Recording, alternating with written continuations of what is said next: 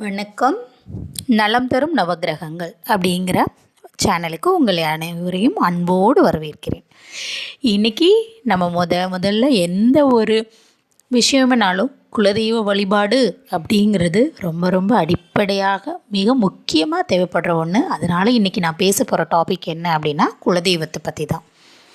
இந்த நவக்கிரகங்கள் அப்படிங்கிற சேனலில் உங்களுக்கு நான் சொல்லவிருக்கிற கருத்துக்கள்லாம் என்னென்னா, நம்ம நட்சத்திரங்களை பொறுத்தும் நட்சத்திரங்கள்னால நமக்கு என்னென்ன விஷயங்கள் நமக்கு நடக்கும், அதனால நம்ம பிறப்பு எடுத்திருக்கோம் ஏன் அப்படிங்கிறத தெரிஞ்சுக்கலாம். சரிங்களா? எல்லாத்துக்குமே ஒரு காரணம் இருக்குது. காரணம் இல்லாமல் காரியம் இல்லை அப்படிங்கிறது முற்றிலும் உண்மையான ஒரு விஷயம். இன்றைக்கி நான் குலதெய்வத்தை பற்றி பேசுகிறதுக்கு முன்னாடி, குலதெய்வம் அப்படிங்கிறது நம்ம தாய் மாதிரி அப்படிங்கிறத உங்களுக்கு நான் பதிவு பண்ணுறேன். என்றைக்குமே ஒரு தாய் தான் பிள்ளைக்கு தான் எவ்வளோ கஷ்டப்பட்டாலும் அதை வாங்கி அந்த பிள்ளையோட வாழ்க்கையை சீரமைக்கிறதுல எவ்வளவு தூரம் கஷ்டப்படுவாங்க, தான் உயிரே போகிற அளவுக்கு கூட கஷ்டப்படுவாங்க. இது நான் சொல்ல வேண்டியதில்லை, எல்லாரும் பார்த்து அனுபவபூர்வமாக உணர்ந்த ஒரு விஷயம். குலதெய்வமும் தாயை போல தான் பிள்ளை தன்னை தேடி வரணும், தான் கிட்ட வரணுங்கிறத என்றைக்குமே தாய் நினைப்பாள். அந்த மாதிரி தான் குலதெய்வமும். நான் 1 வருஷம் 4 வருஷத்துக்கு ஒரு தடவை என் குலதெய்வ கோயிலுக்கு போயிட்டு தான் வருவேன் அப்படிங்கிறது உங்கள் தாயை நீங்கள் சாட்டிஸ்ஃபை பண்ண முடியுமா? அந்த மாதிரி தான் குலதெய்வத்தையும் மினிமம் 1 வருஷத்துக்கு ஒரு தடவை 2-3 தடவை போக முடிஞ்சால் அந்த தாய் ரொம்பவே சந்தோஷப்படுவா. குலதெய்வத்தை பற்றி நான் சொல்லிக்கிட்டு இருக்கேன். சரிங்களா? குலதெய்வத்தை பற்றி நம்ம பேசும்போது இன்னொரு விஷயம் தெரிய வரணும். என்ன அப்படின்னா, எப்படி தாய் தான் அரவணைப்பில் காப்பாற்றுவோளோ அந்த குழந்தைக்கு வர வேண்டிய நல்லது கெட்டது எல்லாத்தையும், கெட்டது வரவிடாமல் தடுக்கிறது, நல்லதை 2 மடங்காக கொடுக்கறது. இதுதான் தாயோட குணம். அந்த மாதிரி நமக்கு நடக்க இருக்கக்கூடிய கர்மா பலன்கள் அப்படின்னு சொல்கிறோம் இல்லையா? நம்ம செயல், நம்ம யாரையோ மனசால் நோகடிச்சிருக்கலாம், இல்லை செயலால் நோகடிச்சிருக்கலாம், இல்லை வார்த்தைகளால் நோகடிச்சிருக்கலாம். எப்படி செஞ்சோமோ அப்படியே திருப்பி கிடைக்கிறது தான் கர்ம பலன். அந்த கர்ம பலனை 60% வரைக்கும் குறைக்கக்கூடிய ஒரே சக்தி நம்ம குலதெய்வத்துக்கு தான் இருக்குது. அதனால் குலதெய்வ வழிபாடு அப்படிங்கிறது என்றைக்குமே இருக்கணும். ஒரு வீட்டில் எந்த ஒரு குலதெய்வம் இருக்கும்போது நம்ம எந்த ஒரு முடிவையுமே தவறாக எடுக்க மாட்டோம். அது என்ன ஒரு விஷயமா இருந்தாலும் சரியான வழிகாட்டுதலை நம்ம உள்ளுணர்வாக இருந்து தூண்டக்கூடிய ஒரு விஷயம்தான் குலதெய்வம். குலதெய்வம் இருக்கிற வீட்டில் பார்த்திங்கன்னா என்றைக்குமே அமைதி, சாந்தம், சந்தோஷம், குதூகலம் இருந்துகிட்டே இருக்கும். ஒரு குடும்பம் அடுத்த நிலைக்கு போகணும், விருட்சம் அடையணும்னு சொல்லுவாங்க. அதாவது நேரத்துக்கு கல்யாணம், குழந்தை அடுத்த நிலைக்கு போகணுன்னாலே குலதெய்வத்தோட அருள் பரிபூரணமாக இருக்கணும். கொஞ்சம் குறைஞ்சாலும் நம்மளோட கஷ்டங்கள் அடிக்கடி வந்து கொண்டே இருக்கும். இதுதான் நம்ம குலதெய்வத்தை வச்சு தெரிஞ்சுக்க வேண்டிய ஒரு விஷயம்.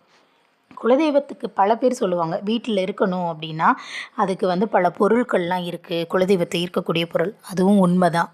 வீட்டில் வெட்டி வேறு மாலை இருக்கிறதோ, சந்தனம் இருக்கிறது, குங்குமம் இருக்கிறது, மஞ்சள் கரவணம், மங்களமான பொருட்கள் இருக்கிறது, மஞ்சள் இருக்கிறது. அதுக்கப்புறம் பார்த்திங்கன்னா அம்மி, மூங்கில் பொருட்கள், ஜவ்வாது, வலம்புரி சங்கு, இந்த மாதிரி நிறையா விஷயங்கள் இருக்குங்க.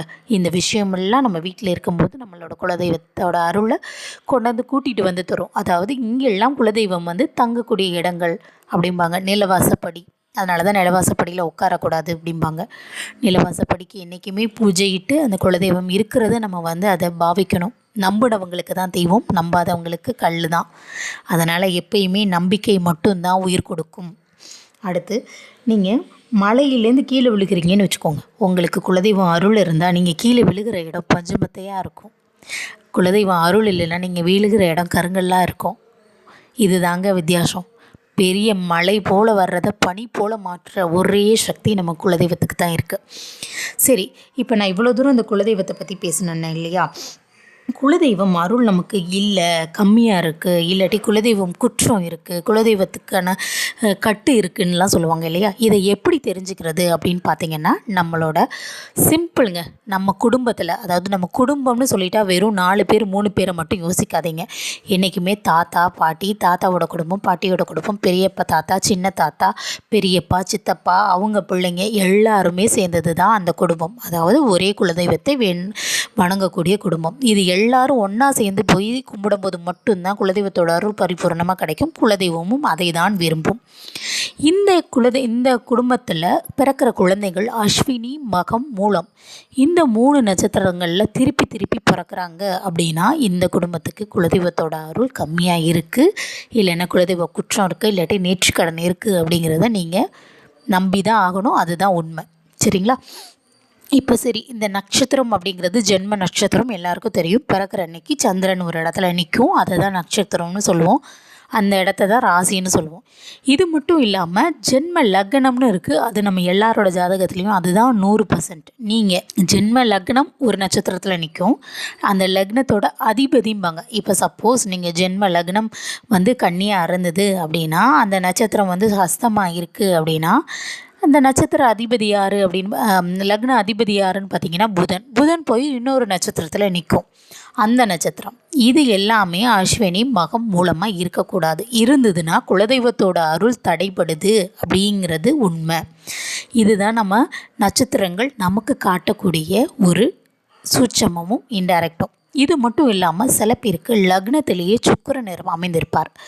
சுக்கிரன் சொல்லக்கூடிய ஒரு விஷயமும் குலதெய்வத்தோட அருள் இல்லாதது தான் அப்படிங்கிறது. நேர்த்திக்கடன் இருந்தாலோ எதுவோ 1, 2ல் சுக்கிரன் இருந்தால் அவங்க குடும்பத்துக்கு இருக்குது அப்படிங்கிறதும், இல்லை லக்னத்திலே இருந்தால் அவருக்கே இருக்குது அப்படிங்கிறதையும் நம்ம தெரிஞ்சுக்கலாம்.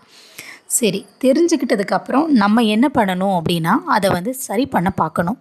காரணம் கண்டுபிடிங்க. எதனால்? ஒருவேளை நம்ம போகலை அதனால் வந்ததா, இல்லை நம்ம ஏதாவது நேர்ச்சிக்கடன் வச்சுருக்கோமா, இல்லை குலதெய்வமே சரியாக தெரியாமல் நம்ம தப்பாக கும்பிட்டுக்கிட்டு இருக்கோமா அப்படிங்கிறத கண்டுபிடிங்க. என்றைக்குமே தெய்வமும் மலரையும் பிரிக்க முடியாதுங்க. எல்லா பூக்களுக்கும் அந்த தெய்வீக தன்மையும் சக்தியும் கூட்டிகிட்டு வர்றதுக்கு ஒரு பெரிய பெரிய முக்கிய இடம் இருக்குது. நீங்கள் யோசிச்சு பாருங்கள், எந்த ஒரு பூஜையாவது மலர் இல்லாமல் நடக்குதா? அந்த மலர்களை வீடு பூரா அலங்காரம் பண்ணிவிட்டு வீட்டில் நீங்கள் உட்காந்து பாருங்கள், உங்கள் மனசில் அவ்வளோ ஒரு சந்தோஷமும் மகிழ்ச்சியும் இருக்கும். அதை பார்க்கும்போது மலர்களுக்கு தான் மனுஷனை சந்தோஷப்படுத்துறதுக்கான குணமும் அந்த தெய்வீக சக்தியை கொண்டு வர்றதும் கூடிய திறனும் இருக்குங்க. எல்லா மலருக்குமே ஒவ்வொரு சக்தி இருக்குது. மலர்களை பற்றின ஆராய்ச்சிகள் பல விதம் இருக்குது. பல புக்ஸ் வந்து அதை பற்றினது இருக்குது.